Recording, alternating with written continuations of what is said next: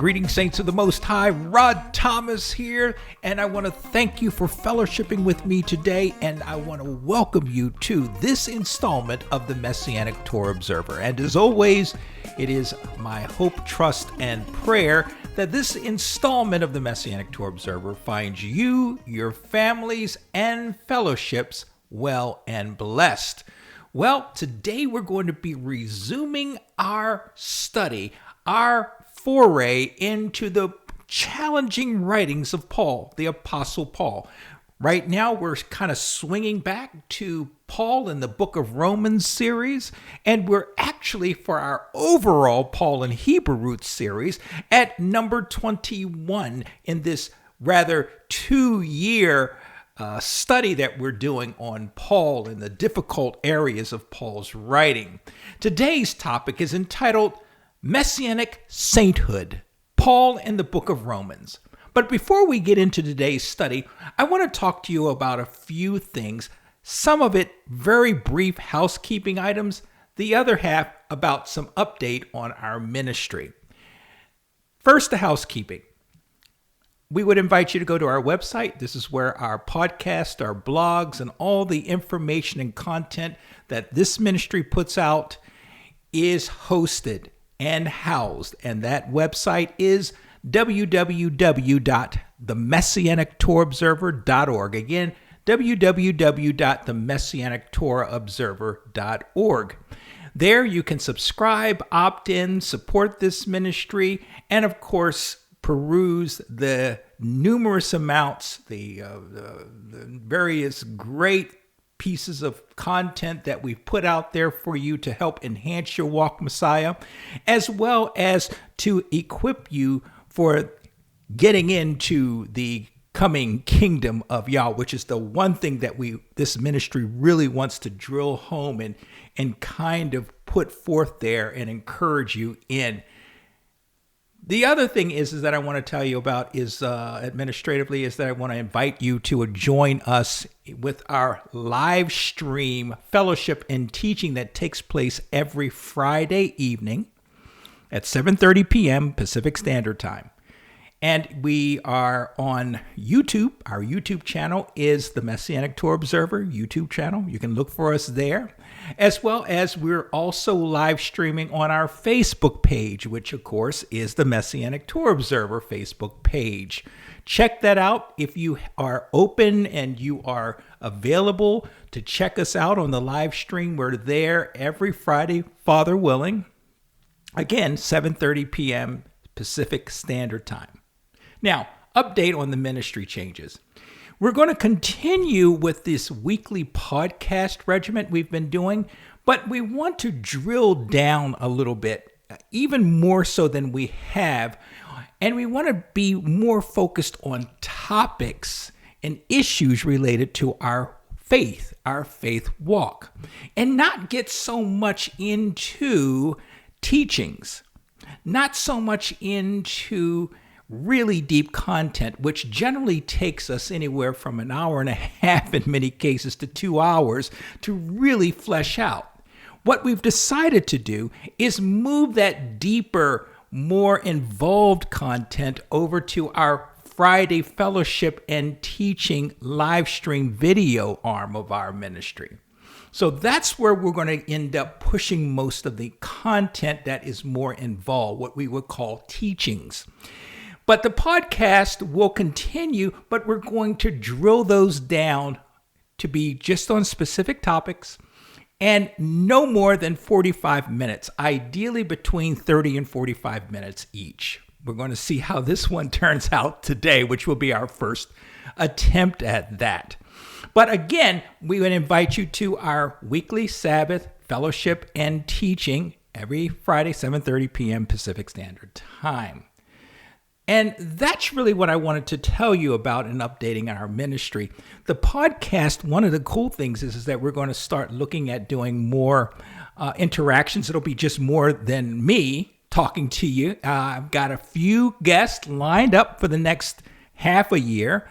It won't be every week, probably on a monthly, maybe bi-monthly basis that we'll have somebody other than me talking. So I'm looking forward to that. I'm working with the guest right now to arrange that. So can't wait for that to happen. And with that, let's move on to our topic for this evening, Messianic Sainthood, Paul, and the book of Romans. So our next challenging Pauline passage of the book of Romans is found in chapter 1, verse 7. And it reads as such: "To all those in Rome who are loved by Yah, loved by God, and called to be saints, grace to you and peace from God our Father and the Master Yeshua Messiah." And that was the English Standard Version rendering. Now, if you've paid any mind to the title of this week's post, hint, hint, hint, you should immediately catch the focus of our discussion for today, which is sainthood. Sainthood, or just saint, or saints in the plural. And Paul refers to members of the Roman assembly as saints, or at least a segment of the Roman assembly as saints. What is a saint? I would say that much of any understanding we may have today related to the concept of a saint, well, it's been shaped greatly by organized religion over the centuries. And that understanding, as you will see, is steeped in tradition, in paganism, and I would even dare say religious politics. So let's start with looking at sainthood from the Catholic perspective. And I just mentioned the greatest impact on our understanding in many cases regarding sainthood is driven or derived from Catholicism. In the Catholic, Eastern Orthodox, Anglican, Oriental Orthodox, and the Lutheran arm of Catholicism, all of their faithful deceased, that is dead folk that are in heaven, are considered to be saints. But some are considered worthy of greater honor and emulation. This according to Wikipedia. They're worthy of greater honor or emulation, official ecclesiastical recognition. In other words, that means the hierarchy of the order, of the various orders and sects of Catholicism, recognize them as being great and worthy of emulation, and consistently veneration is given to some saints through the process of canonization in the Catholic Church or glorification in the Eastern Orthodox Church. Now, if you are possibly a convert from Catholicism, this should be very familiar to you. Overall, however, saints are recognized either by official ecclesiastical declaration, as in the Catholic faith, or by popular acclamation. In other words, the general consensus in many arms or many sects or many areas of Catholicism deem you as a saint. So you're popular acclaimed as a saint. Now, we could get into a huge discussion on Catholicism and sainthood, especially in regards to the issue of veneration and the issue of canonization of saints. But the point I want to get across to you as it relates to sainthood from a Catholic standpoint is that the church leaders, the church hierarchy, determine who is a saint from a very short list of dead Catholics. Let me say that again. From a Catholic standpoint, the church leaders or hierarchy determines who a saint is, or the criteria of a saint from a very short list of dead Catholics. In other words, Catholics pick Catholic saints. Now let's look at this issue of sainthood from the Protestantism area. Bear in mind, however, that Protestantism, for the most part, for the most part, is simply an offspring of Catholicism. You see, Protestantism, which most of you know, this is not new stuff, although having been weaned from her mother Catholicism as a result of Luther's Great Reformation, well, she still retains many of her Mama Catholic Church, many of her ways, her traditions and beliefs, even to this very day. But as it relates to the question of sainthood, many Protestant denominations attempt to assert that any one of their upstanding members or parishioners, well, they would qualify to be saints.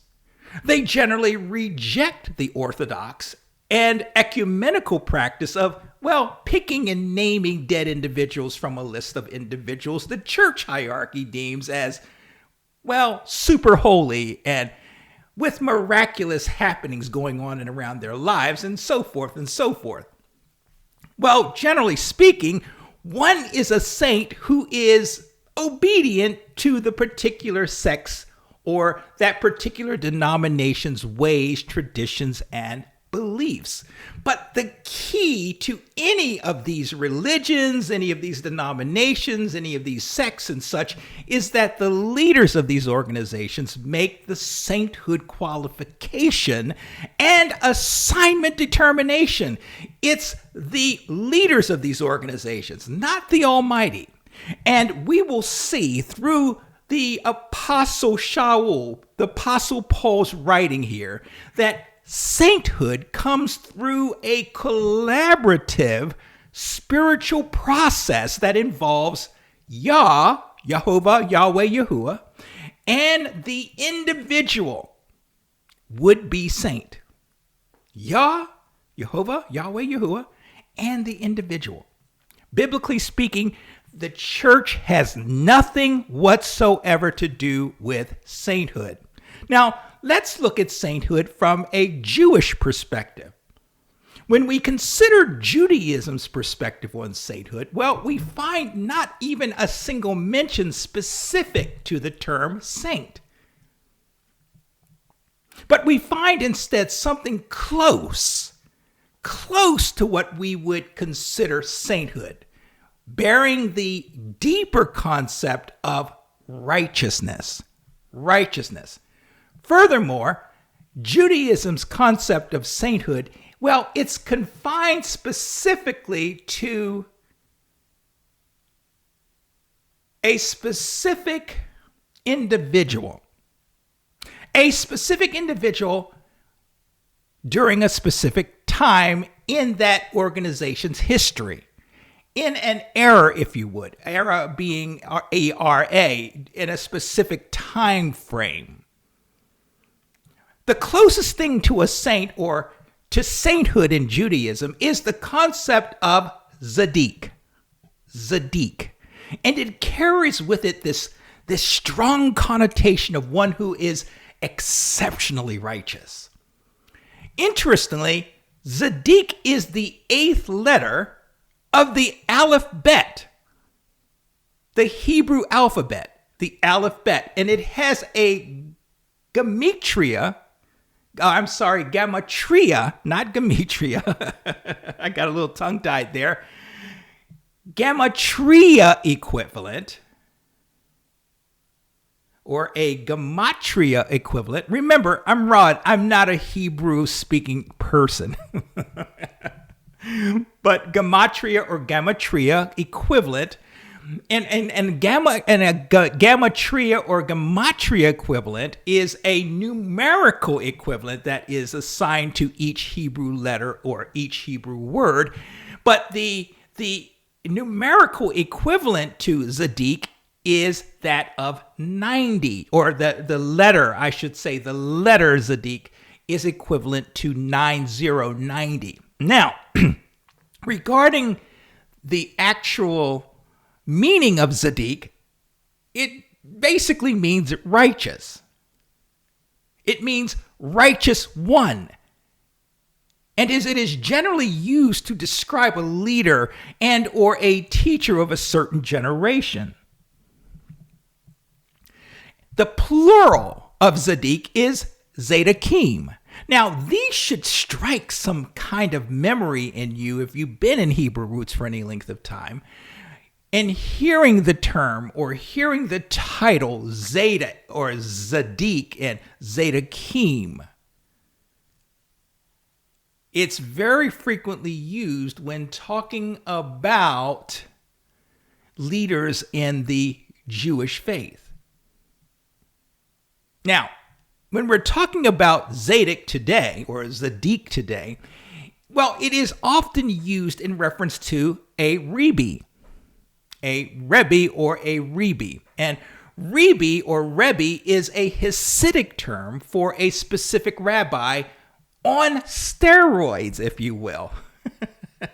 You see, it seems that all Rebbes are rabbis, but only a very small handful of rabbis ever end up becoming considered Rebbes, or in this term, Zedekim or Zadik. So Rebbes are rabbis who are often referred to as Zadik or Zedekim.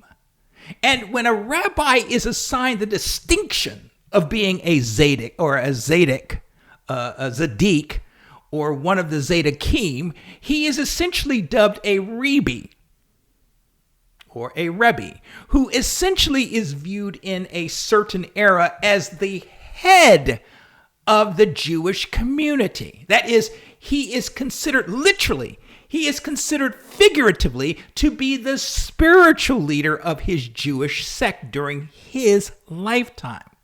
And these leaders are considered to be completely righteous people. Completely righteous people. And Judaism holds that every generation has its Zadik, who serves as a Zadik or a spiritual leader for that era or that time. Now, it is believed that the Rebbes or the Rebbes or the Zadiks or the Zedekims, I should say, natural leadership is a result of his righteousness, as I just stated. Interestingly, it is also believed that a regular Jew can get closer to Yahweh Yahuwah, through communication with a Rebbe or a Zadik. Did you get that? A regular Jew can get closer to God through communication with a Zadik. And the sages contend that in order for one to cleave, to draw close to Yah, well, he or she must cleave to a wise man and to their disciple. Or to their disciple. Also, then the disciples are also referred to often as Zedekim. Their master is a Zadik. Well, they're a Zadik. Thus, one gets closer to Yah in this understanding of Zadik, or the Rebbe or the Rebbe. One gets closer to Yah through the connection that is to be had between a Jew and his Zadik, who is one with Yah. The Zadik is seen to be one with Yah.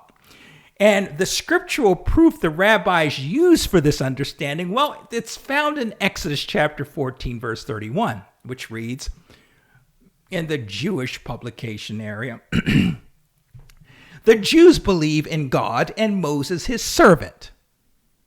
Well, I had to look it up in another translation because the Jews, that didn't quite work. And the unaltered translation, or the least altered translation, let's say, reads, Israel saw the amazing power of Yahweh Yahuwah against the Egyptians. The people were in awe of Yahweh, of Yahuwah,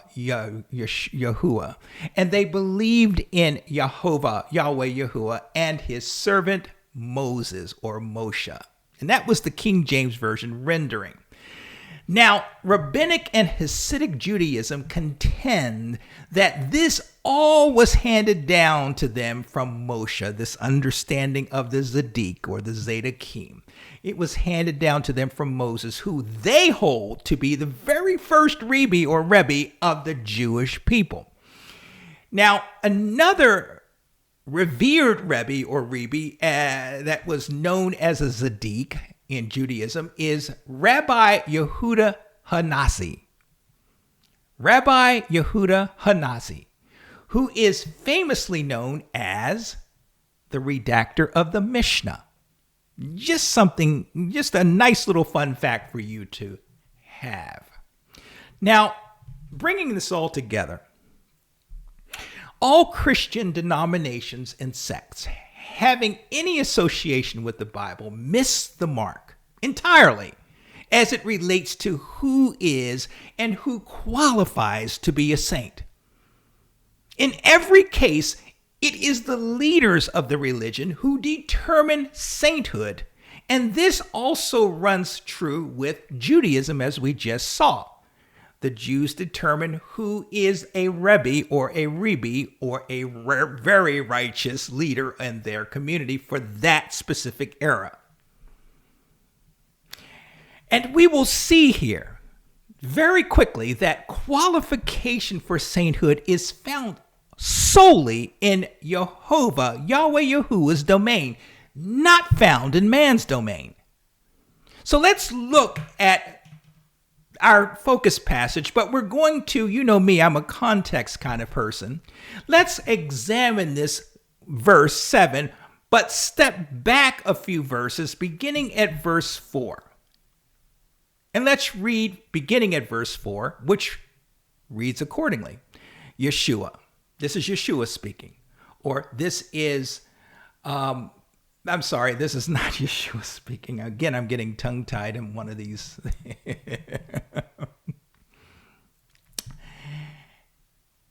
This is speaking of Yeshua. How about that? And declared, this is Paul speaking of Yeshua, and declared to be the Son of God with power, Yeshua, according to the Spirit of holiness, by the resurrection from the dead. Verse 5. By whom we have received grace and apostleship for obedience of faith among all nations for his name. Now, we spoke on this in a previous post discussing what Paul meant by obedience of faith, and I would refer you to that post if you've not already listened to it. I'll put the link to that show or that actual program in the show notes for your convenience. Continuing on to verse 6. Among whom are ye also called? Called in the Greek is kletos. Kletos or kletos.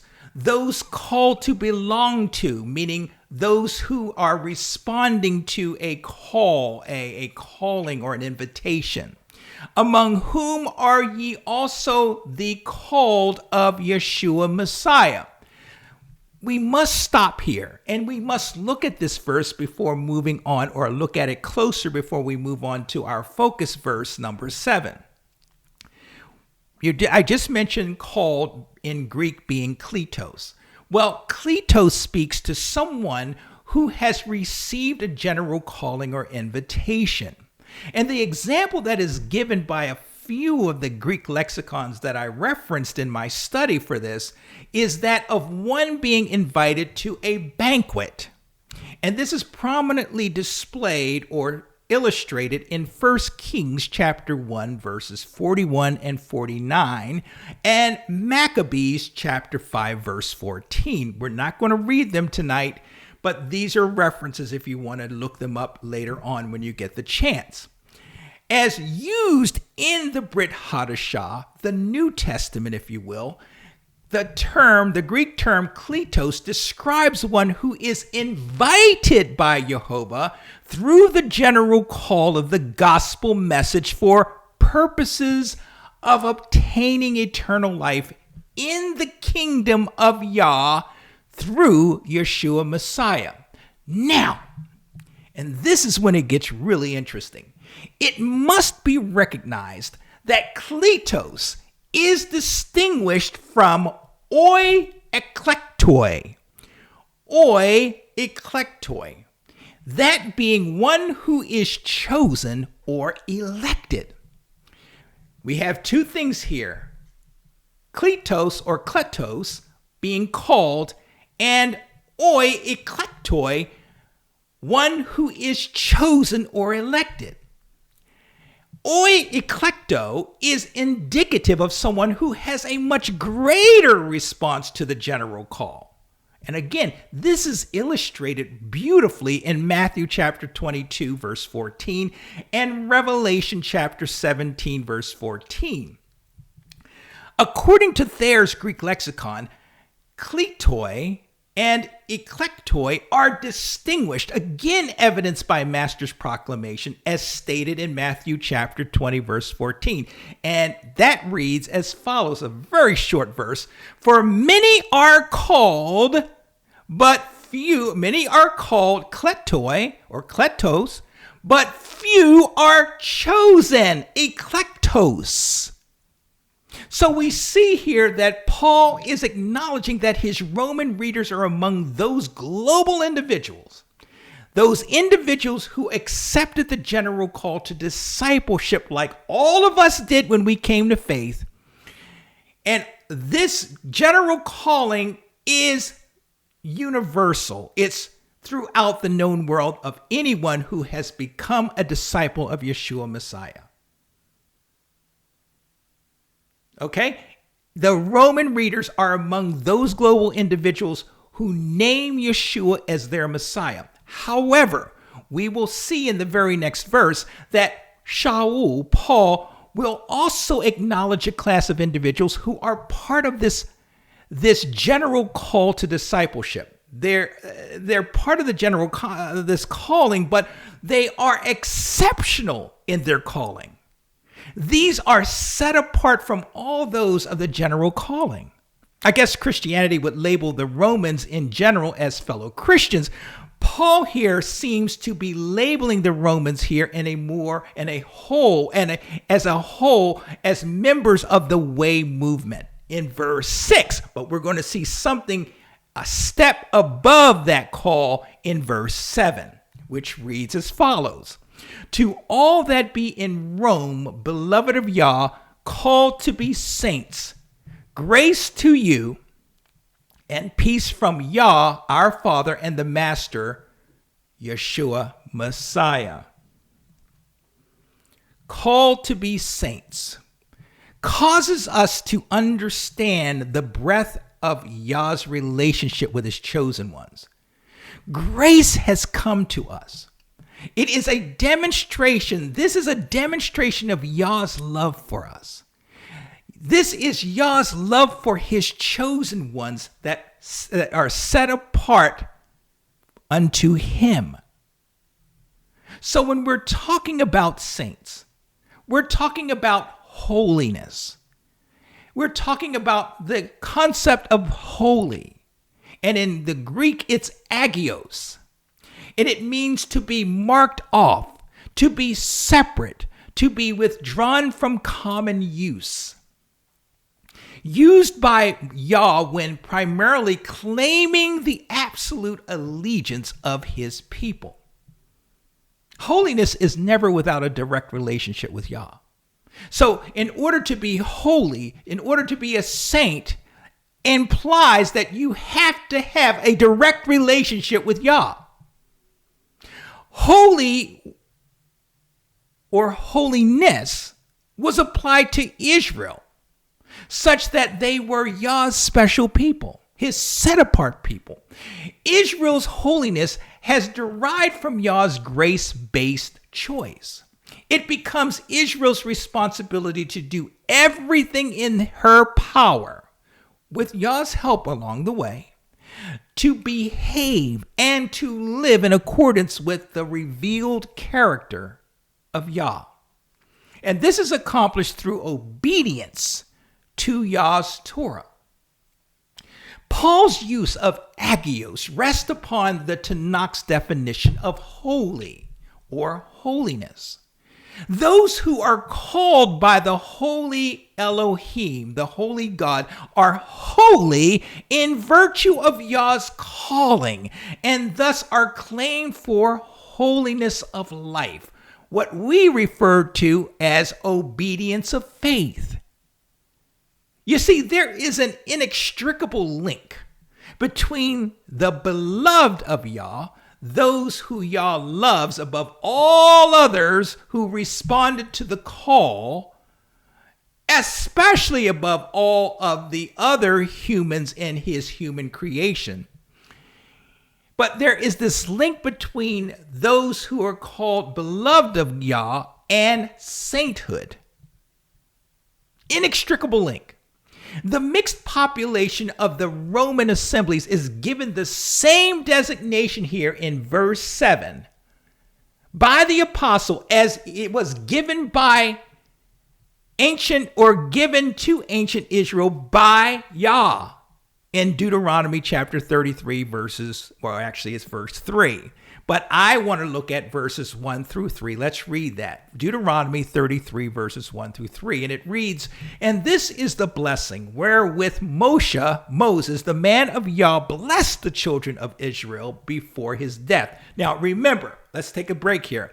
These are the children of the Israelites that left Egypt 40 years earlier. The children of those. Remember, their parents have all died because they didn't go in to possess the land when Yah told them to. So they're died out. The only ones remaining now are Moses, who's giving this blessing, Caleb, and Joshua from those who left Egypt. Continuing.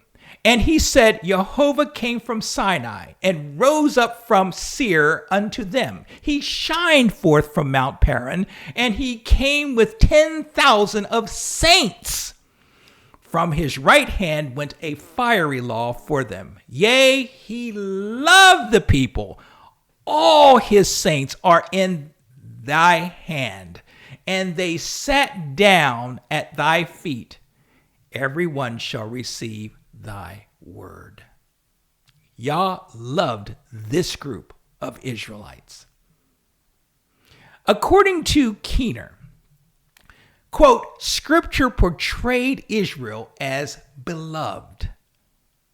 Chapter 11, verse 28 of Romans. He referred to them called. Chapter 11, verse 29. And as set apart for God. Chapter 11, verse 16. Paul readily applies all these titles to a majority Gentile congregation. Chapter 1, verse 13. Since all who serve Israel's rightful king are grafted into Israel's heritage. Chapter 11, verse 16 and 17, end quote. Beloved of God is in the plural without the article, such that it reads God's loved ones. These are God's loved ones that Paul is referring to when he says, or he refers to the Romans as saints. The authorized version reads called to be saints. Well, the to be in that verse, to be saints, is italicized in the King James Version, which is indicative of it not being in the original or in its earlier or earliest Greek text. Obviously, Greek to English translators took liberties with this text by adding this subtle and easy to overlook nuance to our focus verse. So, when we look at other translations who take that into consideration, the complete Jewish Bible seems to accurately capture this understanding better than most English translations who choose to keep called to be saints. And Stern translates the passage accordingly. He writes, "To all those in Rome who God loves, who have been called, who have been set apart for him. Grace to you and shalom from Yah our Father and the Lord Yeshua the Messiah." Now, what is the biblical understanding or definition of a saint? Well, saints in the Greek is hagios, the noun form being hagizo,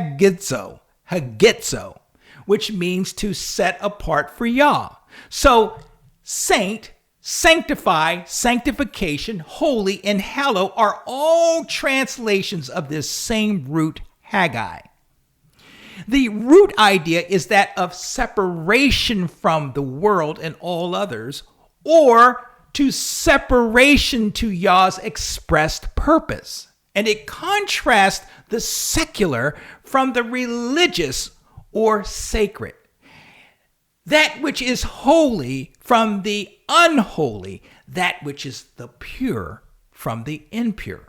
So here we see that Paul was most interested in directing this letter to those of the Roman assemblies who are saints. And these individuals are beloved of Yah. Yah loves them, and they are set apart for a holy purpose unto Jehovah, Yahweh Yahuwah, through Yeshua Messiah. They are holy, and because they are holy, they are, through obedience of faith, required to live a set-apart life of separation. Now, let's close this down. Let's bring this to a head, and let's put out a call to action in a way. There are thousands of well-meaning and beautiful souls who have come to faith, or who have come to faith, that is, the true faith once delivered, through a general calling. We've all been called, and we've all come in through the same way. In other words, something clicked in each of us who received the call. Something clicked in our individual minds and hearts when we received the true word of Yah, that this faith that he or she is being called into is the right faith. It's the true faith. We were convinced in our hearts that this is the right thing to do, to get in alignment with this faith, to get into covenant with the God of this Bible. Remember Romans chapter 10, verse 17, that faith cometh by hearing, and hearing by the word of Yah? Well, this is what it's all about. That is the calling. So everyone at some point who has come into the Messianic, the Hebrew roots, the set-apart faith, however you want to refer us to, comes to faith as a result of hearing and believing the true word of Yah. However, as Yeshua taught, many are called, kletos, but few are chosen, eklektos, even in our faith community. And why is it so important that one be chosen? Isn't it enough for one to be just called? Well, it turns out that only the chosen, the eklektoi, will enter the kingdom of Yah and reign with our master Yahushua. John wrote regarding the chosen, and they that are with him, that is, who are with Yeshua Messiah, are called chosen, eklektos, and faithful. Revelation chapter 17, verse 14. So let us not forget what our master said about those who would enter the kingdom of Yah. And we just talked about this, Matthew 7, 21. Not everyone that saith unto me, Lord, Lord, shall enter into the kingdom of heaven, but he that doeth the will of my Father which is in heaven. Thus, saints are those that doeth that, well, let's use the Elizabethan English, doeth the will of Jehovah. They're obedient to Father. Folks, Messianic Sainthood is determined collaboratively by Jehovah and by us as individuals, not by church organizations and their leadership. Rather, Scripture is clear that Father does the calling and sets us apart from all others on the planet for his purpose. We then must decide and purpose in our lives to do Father's will, to be faithful, to be obedient to Yah's Torah and the leading of Yah's Ruach HaKodesh. So sainthood requires giving up everything for Jehovah and his will. Master taught, and it's just recorded in Matthew chapter 10, verse 37, and Luke chapter 14, verse 26, He that loveth father or mother more than me is not worthy of me. And he that loveth son or daughter more than me is not worthy of me. And if any man come to me and hate not his father and mother and wife and children and brethren and sisters, yea, and his own life also, he cannot be my disciple. This, my friends, is what Paul was writing about when he referred to some of his Roman readers as saints. For us, if the spiritual shoe fits, fellow saint of the Most High Elohim, let us wear it. Let us walk out this faith of ours with fear and trembling as we await our glorious Master's return. I'll be back next week with a new installment of the Messianic Tour Observer. Until then, I bid you shalom. Take care. And may you be most blessed, fellow saint in training.